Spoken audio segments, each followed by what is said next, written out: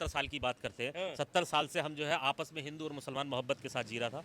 इन्होंने ऐसी खाई खोदी मोदी जी ने हमारे। खाई खोदी। हाँ बिल्कुल अभी खाई। भी तो कह रहे हैं सबका साथ, सबका विकास, सबका सबका विकास विश्वास। कहाँ है? कहाँ है विश्वास? हिंदू और मुसलमान को आपस में लड़ा रहे हैं। ये सबका साथ है, ये सबका विकास है।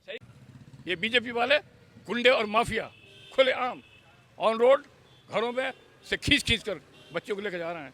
मानने वाला बहुत बढ़िया कहा आपने मोदी जी का। मोदी जी के दावा तो ये भी था कि 15 लाख हर एक के कोटे में आएगा, हर एक के अकाउंट में आएगा। आ गया क्या भैया? और कौन सी हमारी गंगा साफ हो गई? क्या गंगा साफ होगी? करोड़ लोगों को वो फ्री में राशन दे रहे हैं। अरे 80 करोड़ लोगों को राशन देने के बाद उन्होंने भिखारी बना दिया। ठीक है, काम करने नहीं दे रहे हैं लोगों को, लोगों की शिक्षा छीन ली, लोगों को शिक्षित करते। और ऐसी बात भी नहीं है, धनवान चीज़ है, कहीं किसी भी तरह की कोई लूजपन नहीं है, हर तरह से लड़ने के लिए तैयार हैं। और जिसका हम लोगों को आने वाले समय में फ़ायदा भी मिलेगा। क्यों? क्या आपने देखा होगा, पहले ही आप तो प्रेस रिपोर्टर हैं, कहीं पे हमारे बहनों को नंगा घुमाया जा रहा है, कहीं कत्लेआम हो रहा है, कहीं अपहरण हो रहे हैं। तो भय भूख भ्रष्टाचार से ये तो योगी जी भी कर रहे हैं, देखो ना, उन्होंने खुद कहा है, देखो किस तरीके से गुंडे माफिया उत्तर प्रदेश छोड़ के भाग रहे हैं। इनका नारा है बेटी बचाओ बेटी पढ़ाओ, लेकिन हमारी सोच जो यह है कि बेटियों को पकड़ो और लेकर भाग जाओ। इनका काम यही है। ये बीजेपी वाले गुंडे और माफिया खुलेआम ऑन रोड घरों में से खींच खींच कर बच्चों को लेकर जा रहे हैं। मोदी जी कितने प्रबल दावे करते हैं बेटी बचाओ बेटी पढ़ाओ के। मानने वाला बहुत बढ़िया कहा आपने मोदी जी का। मोदी जी के दावा तो ये भी था कि 15 लाख हर एक के कोटे में आएगा, हर एक के अकाउंट में आएगा। आ गया क्या भैया? और कौन सी हमारी गंगा साफ हो गई? क्या गंगा साफ होगी? जितने भी वादे टोटल खोखले हैं, वे सिर्फ जुमलेबाज हैं। उनको रियल में करने वाले नहीं हैं। करने वाले नहीं है जी नहीं। 400 पार ऐसी जाएंगे वो। 400 पार हम लोगों को करेंगे, उनके कोई बस की बात नहीं है। वो इस तक 400 माइनस में है। 400 प्लस का नारा दे दिया है उन्होंने और कह रहे हैं हर हालत में 400 पार पहुंचाना। तो ये तो हम भी कह देंगे हम 500 पार जाएंगे, जबकि 400 कुछ सीटें ही होती हैं, आप जानते हैं। काम ही झूठ बोलना है। हाँ? उनका तो काम ही झूठ बोलना है। क्यों लगता है झूठ? अब मोदी जी के वादों में आपको दम नहीं लगता क्या? अरे भाई 15 लाख कहाँ आए? कह रहे हैं मोदी की गारंटी चलेगी इस बार। कौन सी गारंटी? कौन सी गारंटी पूरी कर दी उन्होंने? आप बताइए। गारंटी 15 पूरी लाख कर दी। रुपए देखो, आई। राम मंदिर बनवा दिया, धारा 370 हटवा दी, ट्रिपल तलाक हटवा दी। कितनी गारंटी गिनवा दे उनकी। लोग क्या खुश हैं? 80 करोड़ लोगों को वो फ्री में राशन दे रहे हैं। अरे 80 करोड़ लोगों को राशन देने के बाद उन्होंने भिखारी बना दिया। ठीक है, काम करने नहीं दे रहे हैं लोगों को, लोगों की शिक्षा छीन ली, लोगों को शिक्षित करते, फ्री एजुकेशन देते, तब बात थी। फ्री एजुकेशन तो है ही। कहाँ है? भाई प्राइमरी कहाँ है? जितने भी विद्यालय हैं, सरकारी स्कूल हैं गाँवों में, कितने उनमें बच्चे फ्री पढ़ने जाते हैं? एजुकेशन। कितने बच्चे पढ़ने जाते हैं? कितने बच्चे पढ़ने जाते हैं सरकारी स्कूलों में? अब आप कोई नहीं पढ़ाएगा तो अब क्या कर अरे भाई सकते तो वो स्तर तो होना चाहिए ना शिक्षा का। जब शिक्षा का कोई स्तर ही नहीं मिलेगा तो बच्चे कौन भेजेगा पढ़ाने के लिए? ये बताइए आप हैं? मुझे। अरे विदेशों में डंका बज रहा है मोदी जी के आने से। कौन सी जगह डंका बज रहा है विदेश में? 80 करोड़ लोगों को जो है रोड पे ले आए राशन दे के, शिक्षा देते 80 करोड़ लोग। कौन सी सहायता? ऐसी सहायता? विकलांग बना दिया लोगों को, मजबूर बना दिया। क्या होगा बताइए आप मुझे? क्या देश किस ओर ले जाना चाहते हैं? आज 80 करोड़ हैं, कल 100 करोड़ होंगे, 150 करोड़ होंगे, तो पूरा देश जो है ऐसे ही रहेगा क्या? देश को तो विश्व गुरु बनाने की तरफ लेके जा रहे हैं। कहाँ कौन सा विश्व गुरु बन गया बताइए? अग्रसर हैं हम, बहुत जल्दी किधर विश्व गुरु अग्रसर है? बनेगा। किधर अग्रसर है मुझे बताइए। बेरोजगारी चरम सीमा पे है अपनी। ये जो है भर्तियां निकालते हैं और उसके बाद जो लोग भर्तियों में जाते हैं, हासिल क्या होता है वहाँ? उसके बाद पेपर लीक हो जाता है। फीस जमा करते नहीं करते हैं? किसी भी भर्ती के लिए जब एग्जाम होता है तो फीस जमा होती है, सरकारी तिजोरी भर जाती है और उसके बाद लात मार दिया जाता है।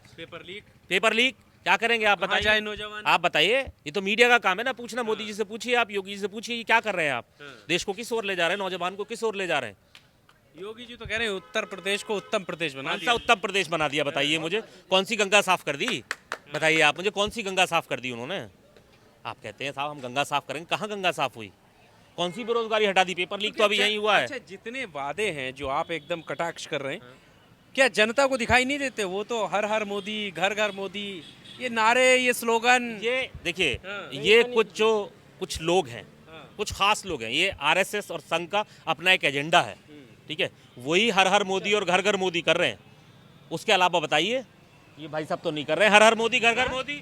ये भाई साहब तो नहीं कह कर रहे रहे हैं हैं कि हर घर मोदी का नाम लेते हुए कहते हैं कि ये तो जी अवतार हैं, कोई इंसान नहीं है, इन्होंने जो काम किए वो कोई कर ही नहीं सकता। ऐसा है मान्यवर, जिनके सर पे ये मोदीपन थोप दिया गया है, या जो उनके क्या कहूँ मैं तलवे चाटने वाले हैं वे ही सिर्फ इस बात को कहेंगे। अब आप देख लीजिए 2014 से इंडिया की क्या इकोनॉमी थी।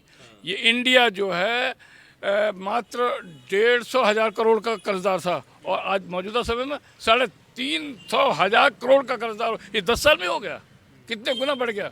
तो ये इंडिया को क्या बना रहे हैं, ये तो गर्त में घुसेड़ रहे हैं। पर वो कहते हैं कि 70 साल के गड्ढे थे जिन्हें अब भरा जा रहा है तो उसमें टाइम लगेगा। 70 साल के गड्ढे किनारे, इसमें बीच में बीजेपी का भी तो 5 साल का शासन रहा है। बड़ी खाई इन्होंने खोदी है। हाँ? ये 70 साल की बात करते हैं। 70 साल से हम जो है आपस में हिंदू और मुसलमान मोहब्बत के साथ जी रहा था। इन्होंने ऐसी खाई खोदी मोदी जी ने हमारे। खाई खोदी। हाँ बिल्कुल खाई। अभी भी तो करें सबका साथ, सबका विकास, सबका सबका विश्वास। कहाँ है, कहाँ है विश्वास? हिंदू और मुसलमान को आपस में लड़ा रहे हैं। ये सबका साथ है, ये सबका विकास है। सही कह रहे हैं। कौन से सबका विकास साथ की और बात कर सबका रहे हैं आप? विनाश। सबका साथ और सबका विनाश, विकास नहीं मानने वाले। इस बार जी हाँ, रामपुर पत्रकार आप में इस बार रामपुर में जो है जसान खां की अच्छी जीत होगी और रिकॉर्ड तोड़ जीत होगी। और जो मौलाना नदवी हैं उन्हें हम लोग नहीं जानते हैं, समझ रहे हैं? रामपुर की जनता उन्हें नहीं जानती है। क्यों?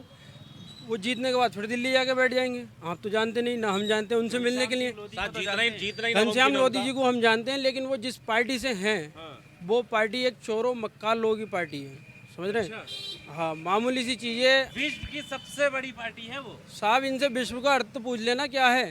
पूरा बीजेपी वाला नहीं बता पाएगा, चैलेंज करता हूँ मैं। विश्व गुरु बना रहे हैं, विश्व का मंत्र नहीं पता। विश्व गुरु का मतलब नहीं पता है इन्हें, अखंड भारत का इन्हें मतलब पता नहीं है। ये कहाँ जी रहे हैं साहब? सब कुआरे लोग हैं ये। धांगली करने के बाद में ये हिंदुस्तान छोड़ के भागेंगे यहाँ से। और कोई इनका वजूद नहीं है यहाँ पे। आप देख सकते हैं, देखिए ना, ये सड़कें सब पड़ी हैं हमारे यहाँ। किस दौर में पड़ी थी? ये बहन जी के दौरों में पड़ी थी ये सड़कें। पड़ोस में काशीराम है, जाके देखना आप। जो टॉयलेट होता है ना सरकारी हॉस्पिटल का, उससे भी ज़्यादा बदतर हालत है उनकी। पानी वहाँ नहीं है, लाइट वहाँ नहीं है। अधिकतर जब से वो क्वार्टर बने हैं आज तक उन पर 2 रुपये का पेंट तक नहीं हुआ है। तो किस चीज़ पे वोट मांगेंगे ये हमसे, बताइए? कोई तो लॉजिक होना चाहिए ना। आपके यहाँ साहब बड़े बड़े आदमी फरोती करके डकैती मार के देश के खजाने में से और भाग जा रहे हैं। आपको यही नहीं पता साहब? बताइए। पर मोदी जी का वादा है, कह रहे हैं कि साहब मेरे सामने भ्रष्टाचारी टिक नहीं पाएगा। साहब वो खुद भ्रष्टाचार हैं, उनके पास टिकेगा कहाँ से आदमी? जब जिस सेना का सरदारी चोर हो तो सेना कहाँ को अच्छी होगी साहब उसकी? ये तो बताइए।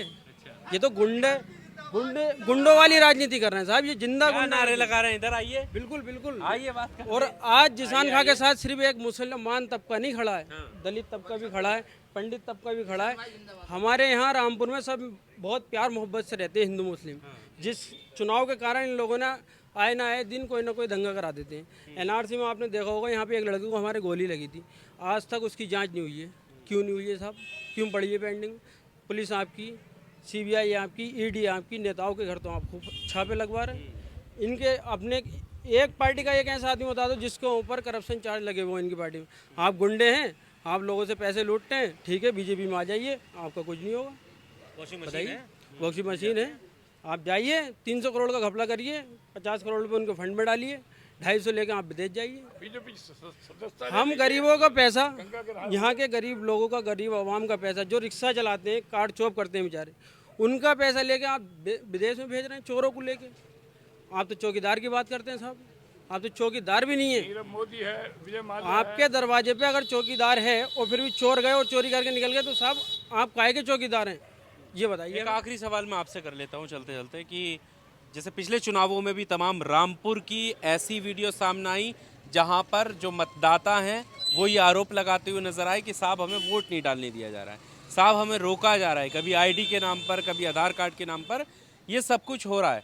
आरोप ये थे कि प्रशासन वोट डालने से रोक रहा है। क्या इस तरह की स्थिति है? क्या ऐसा होने वाला है? क्या आपको कोई आशंका है, कोई संदेह है इस चीज़ को लेकर? अभी जैसे कि मैं बराबर न्यूज़ को देखता हूँ, मीडिया को देख रहा हूँ, तो टांडे से ऐसी खबरें ज़रूर आ रही हैं। वहाँ मिस्टर पचौरी साहब हैं, एसओ हैं वहाँ पे, ठीक है।